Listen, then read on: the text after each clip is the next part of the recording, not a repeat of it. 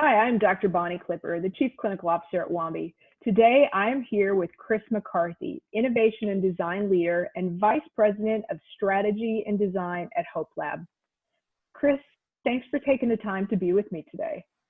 Yeah, thank you. Thrilled to be here. And Chris, our world has changed dramatically over the last 4 months and continues to change. As leaders, people often look to us for guidance.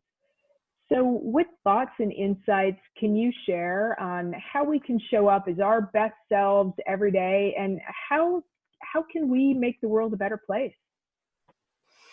Yeah, this may sound cliche because I think this is what is basically leadership 101, but how do we cultivate a mindset of learning? And if there's one thing that I have learned in 2020 is that everything can keep changing over and over again, sometimes in the second by second play of what's happening in this year. And it really is trying to have an open, generative mind and willing to learn as rapidly as you can and keep an open heart while you're learning. Has just been extraordinary for me personally for 2020. I come into this year with a brand new project that we launched in our organization. The project is on building resiliency in queer youth. And this is so weird to say, but pre-epidemic, pre-Black Lives Matter, pre the financial crisis. And as we were doing our discovery work, we were hearing from young queer people really about the kind of activism that they expect in their lives to help with their identity.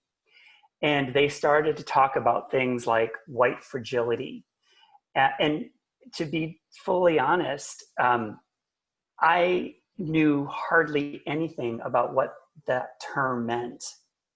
And just opening my mind just a little bit allowed me to start digging. And then just a couple of months later, our whole world changes. And it really required us to open our minds really broadly and allow the universe to teach us things and to allow ourselves to connect with others who are in so much pain right now. And again, I think it's a leadership 101. But boy, is 2020 a year to either develop that or to express it, because you have developed it, but this is the time to stay open. You know, I love that because I've learned about the concept of a beginner's mind, and I felt as though I put myself in that sort of position to experience it in the past. However, I am here to tell you with humility that I really have never experienced it before until the last couple of months, because I feel as though everything I knew and I learned is no longer applicable, and I continue to learn every day. So thank you for sharing, because I have a long way to go in my journey of doing a better job as well, learning about people, having an open mind, and trying to advocate and represent. So I love what you shared today.